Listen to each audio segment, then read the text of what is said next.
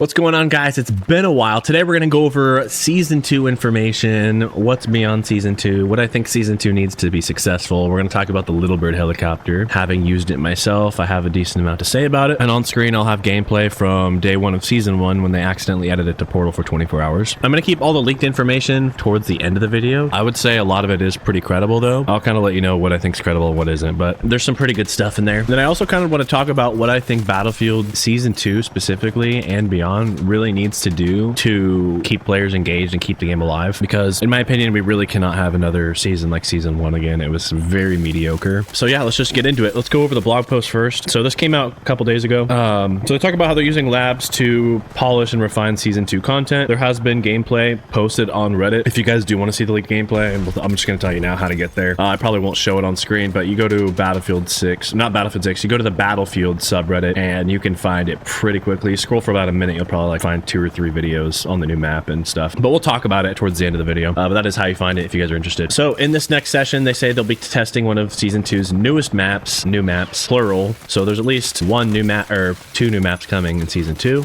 Contaminated. We'll be evaluating how vehicle combat or vehicle gameplay and aerial presence interact with infantry combat alongside cover and asset placement and objective boundaries. We'll also be testing how the map's unique gameplay mechanics function in live matches, as well as the tools available for players to interact with them. So they talk about the map's unique gameplay mechanics. I will say in the leak section, I'll talk about that later. There is some pretty cool stuff coming to the map that you can actually find on Reddit. While we're saving full details on the new map for later time, we can share that in terms of size, Contaminated falls between Eastwood and Merrick Valley. So Eastwood, I would probably describe as like a medium-ish, maybe slightly bigger than medium-ish map for Battlefield 6. Compared to other Battlefield, I would say it's kind of a medium-ish small map, maybe small. And Merrick Valley, which is currently the largest map in the game right now. So in terms of size for this game, I'd say that's a pretty good spot to put it in, especially since this is going to be the first map they're talking about. Hopefully the other one's at least decent size too. And it's comparable to classic Battlefield maps such as St. Quentin Scar from Battlefield 1, which I'll have some screenshots on the screen so you guys can remember which map that is, and Arras or Ares from Battlefield 5. In my opinion, both those maps were really good. I think they were good in terms of size and layout, and aesthetically they were beautiful maps, so that's a good sign as well. Alongside our Season 2 map testing, upcoming Battlefield Lab sessions will also include a handful of additional gameplay-focused tests. This includes early testing of the AH6 Littlebird ahead of its planned arrival in Season 2, allowing us to evaluate how it fits within the broader vehicle ecosystem and how it performs against different combat scenarios. So we've known this thing's been coming since like the beginning of the game. They even teased it themselves. A lot of leaks and rumors about it coming. And then they accidentally added it to Season 1 Portal for like 24 hours, like I said earlier. So we've known it's coming. Having used it myself, I will say I think it's probably, if not the strongest, one of the strongest in terms of damage and lethality, how fast it can kill other vehicles and players. But in terms of survivability and how much damage it can actually handle, I would say it's actually on the lower end of all the Battlefield games. It dies very, very quickly. You only get 4 bars of health, which you can probably see at the bottom of the screen if there's gameplay of me using it. That's half of what the attack helicopter has. I don't know if it takes more damage per bullet as well, if they have some sort of armor system for it compared to the attack helicopter, but either way, it's got at most half the health the attack helicopter has. However, it is significantly more maneuverable, so it has that going for it. I would say one person with an LMG could probably mow this thing down pretty quickly, though, if they're accurate. Looking further ahead, we'll be running more exploratory tests across aircraft and vehicle combat systems. This includes initial testing of aircraft radar. I don't know,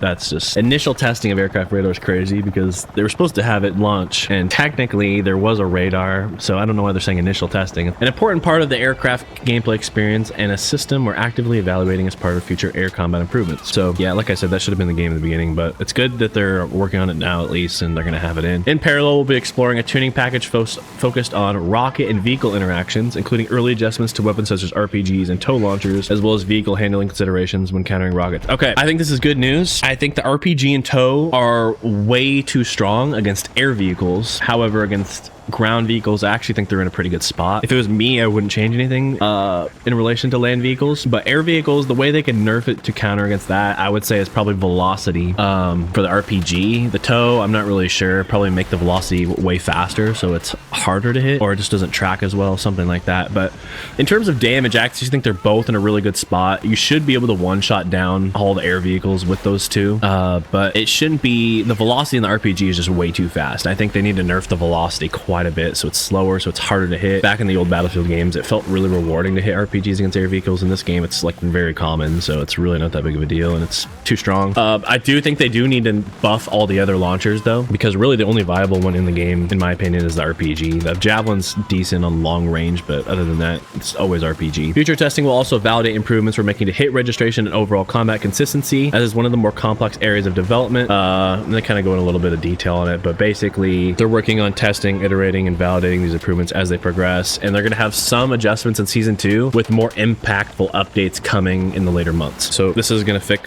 supposedly fix things like death behind cover and desync related behavior. This is probably the second biggest complaint I see with the game, and it's probably my second biggest complaint as well. The biggest one being maps just not having enough, or just most of the maps being too small or too narrow. So it's good to see that they're working on that, and it's also good to see that they have bigger maps coming. So all good things so far. We also have plans to bring a fan favorite map from Battlefield 4 into Battlefield Labs prior to it going live in a future season, Goldman Railway. So I'll put screenshots on screen if you guys don't remember this map. I would probably consider it like a meh map. It was average. It was mid. In terms of size, it was big. It was very open. It was really good for vehicle combat, but it was kind of on the lower end for infantry combat. There's just way too many open fields to run through. So they say Goldman Railway is being rebuilt for today's Battlefield, not simply ported forward. Our goal is to preserve what made the map so memorable in Battlefield 4, particularly its combined arms gameplay, while improving how it plays and supports Battlefield 6 ecosystems. Goldman is planned to be the largest Battlefield 6 map to date, giving us the opportunity to expand gameplay on a larger scale. So them saying it's coming in a later season, and also saying it's going to be the biggest map to date, that means we're not going to get any maps at this size until this one comes out. So here is, I'm going to put on screen a layout of the map from Battlefield 4. So as you can see, very big map, very open, pretty much the F objective, C, A, and B are the only places where you can survive for a long time, or somewhat decent amount of time as infantry, maybe G as well, but all between that is just completely open fields pretty much. So I imagine they're going to shrink down the outside borders quite a bit and probably add more structures or cover for infantry to get around. We're bringing Goldman into Battlefield Labs early, as this will be a multi-session project. Through Labs, we want to test changes such as larger flight space, increased cover for aircraft, and other adjustments as the map evolves over time. I think that's all really good. I think aircraft needs all that stuff. The damage on the aircraft in Battlefield 6 has always been really good, but the survivability has been absolute dog water, so they need to find a good middle ground for that. They have been nerfing the helicopters quite a bit, so they're already bringing down the damage for some reason, but really what they needed to do was just fix the bugs that they had at the beginning of the game. That would have solved a lot of issues. All right, now they talk about Battle Royale solos testing. We're also continuing internal and exploratory testing on Battle Royale solo play as we evaluate how different player configurations impact pacing balance and the overall Battle Royale experience. This work is focused on understanding where solo play can best fit within the broader Battle Royale roster, including how it affects match flow, survivability, and long-term engagement when featured alongside other Battle Royale experiences. These tests are part of our ongoing effort to make informed decisions about how Battle Royale is structured and presented over time, rather than committing to a single permanent configuration. Okay, so in my opinion, well, I don't know. I'm not a game developer, but to me, it doesn't really make sense why they can't just add it in without refining it for now and then just refine it later. I mean, it seems as simple as just toggling it on, but I mean, I really don't know. It seems like it would be fine how it is playing solo now, but I don't know. They're probably trying to work on new mechanics or something to go with it. Same thing with trios. I don't know why they don't have trios. It doesn't really make sense to not have trios either. All they have is duos and quads. They should have had the stuff at launch. I think it would have extended the life of the Battle Royale a lot longer. I think it's already kind of dying, which is unfortunate because I do like it a lot. And that's pretty much it for this blog post. Now I really want to get into what I think Battlefield Season 2 really needs to be successful, because I really, like I said before, I don't think Season 1 was the way to go, and they can't continue that same trend. 2 maps and a limited time game mode that was very mediocre is definitely not the way to go. They say it was packed full of content in the blog post, but it was technically, but not for the average player. It was very spread out across multiple different things, which I don't think is the way they should proceed going forward. I think Battle Royale should take a backseat to the multiplayer, and I think definitely both modes should get stuff every season. But multiplayer really needs to get a minimum of 3 new maps, and not like variations of existing maps. They need 3 brand new maps, or like 1 remake from an old Battlefield and 2 new maps per season, because that is still the #1 complaint I see with this game, is the maps either being too small or just not really all that amazing, or just there's not enough maps. I did like the snow variation of the New York map, but I really don't think that should replace adding a new map into the game. I think that should come on top of adding at least 3 maps into the game. So that's kind of all I really have to say about Season 2. I mean, they definitely definitely need to be adding at least 2, 3, probably, I would say probably actually 4 guns per season, and then 3 maps per season would be a good place to start. In terms of Battle Royale, I don't really have any feedback on what they should add per season, but they should definitely, the guns would already be added, obviously, but probably adding new POIs to the Battle Royale map would be the way to go. Okay, now I want to get into leaked information because there's actually a lot of good stuff in here. So, like I said earlier, if you go to the Battlefield subreddit, you can see a lot of Portal gameplay of the new map. There's multiple videos.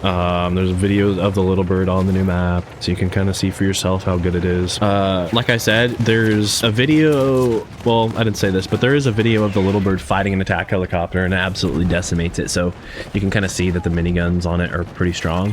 So the map actually has a tunnel that runs like halfway through, and it has rocks above both entrances that you can shoot and destroy, and they'll fall down and actually like kill players or blow up vehicles, which is pretty cool. There's also like a midway point in the tunnel where you can shoot from the outside and open a hole in the mountain to make a 3rd entrance into the tunnel, which is super cool. I think that's the unique mechanic they're kind of talking about when they mentioned in the blog post. So there is a video of that on Reddit that you can go see. And then I'm actually going to show this right here. This is also from Battlefield Labs, but this is a overview of the map layout in both Conquest and Breakthrough. So it looks kind of like a medium-ish size map just from this. It's kind of hard to tell. You can see some buildings and stuff here, but yeah, it looks decent size. It's better than a lot of the maps we have now in terms of size.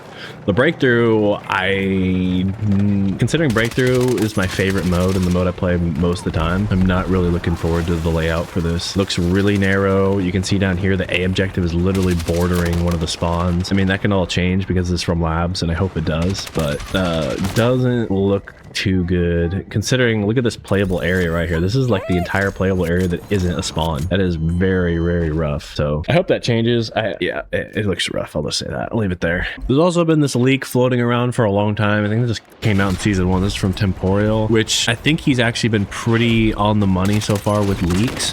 He was correct about the Littlebird coming. This was before they even teased it. Other than that, I don't know if any of the other stuff is correct. Supposedly we'll get the MG5 and the Bren 2, which is basically kind of like the ACR, and then Scorpion Evo 3 and Scorpion VZ61. Jet Ski Season 3, so that would mean Naval Combat Season 3 if this is all true. And then gadgets, there's an airburst grenade launcher, sticky grenade launcher, anti-vehicle grenade launcher, and an impact grenade. Now, the one thing that I would say going against this is they kind of already teased Season 2 with like a gas mask and gas, so I think it's going to have like a lot of gas things. That could also just be for Battle Royale though. Another theory is that they're just going to add, instead of the fire ring, they're going to have a gas ring like Warzone, which I really hope isn't true. I think the fire ring is what makes it stand out from other Battle Royales, and I really think it's pretty awesome. So who knows? Take it with a grain of salt. He has been pretty accurate before, but it doesn't mean he's always going to be accurate. All right, now this leak I would really take with a grain of salt, but if true, this would be like the most hyped thing ever. According to a data miner, which we don't even know if that's true, we might be getting operations in the future for Battlefield 6, which would be huge. And supposedly the first 3 maps featured are Liberation Peak, Mirak Valley, and what they call Linden Beach. I don't know if that's the Contaminated map, because it does look similar aesthetically to those 2 maps, or if it's just a different map entirely. But that would be the 3 maps in the first set if this comes. I don't know how credible this leak is, so again, take this with a grain of salt. But one thing I would say that is going for it is the way they have the map set up already. They already have multiple groups of 2 maps like set in the same like region or country. Like if you think about it, you've got Siege of Cairo and Sobek City for like Egypt. Those 2 are already together. Tajikistan or whatever, they've got Liberation Peak and Mirak Valley already. New York, you've already got Empire State and Manhattan Bridge. Those maps are literally bordered together already. They could have made it one map. I think they should have. And then California, you've got Eastwood and Blackwood Fields. So they've already kind of have the groundwork laid out to be able to do not breakthrough, operations. And if you guys don't know what operations was, this was in Battlefield 1 and 5. It's basically breakthrough. But after the attackers win a match, they proceed to the next map. And you have like 3 chances or something like that. And if you lose, you get a behemoth. So a behemoth on one of the maps, it was a giant blimp that basically just decimated everything. There was a giant armored train that you got on one of the maps. There was a destroyer out at the in the sea on one of the maps. I don't remember the other behemoths, but they were basically super OP vehicles that kind of helped turn the tide. But the defenders, I think they got steamrolled like the first round or one of the rounds. They ended up getting a behemoth on their side the next round. So it's kind of a way to do a little tug of war where if one team's getting steamrolled, they have a better chance next time. Really cool idea. I don't know how or if they would implement behemoths in this game. One idea I can just think of off the top of my head is giving like the attackers an AC-130 or something, or I don't know, maybe a drone that shoots down missiles or something. They could probably figure something out. I don't know if they would do behemoths again, but that was part of what made it really fun and epic in Battlefield 1. Also, if they did do operations, they definitely need to make the breakthrough maps bigger for that mode specifically, because man, it doesn't feel very epic on the maps currently. It's fun still. I do love breakthrough in this game, but it doesn't feel epic like it did in Battlefield 1 and 5, that's for sure. So that is all I have for leaks as of now. Again, just take that with a grain of salt. I've said that probably 10 times, but seriously, like, you don't want to get too hyped about this because this is something that I'd give it probably like a 30% chance of it actually coming to the game, but I'd be very, very happy if it did. That's everything we know for Season 2 for Battlefield 6 so far. Thank you guys so much for watching. Catch you in the next one. Peace out.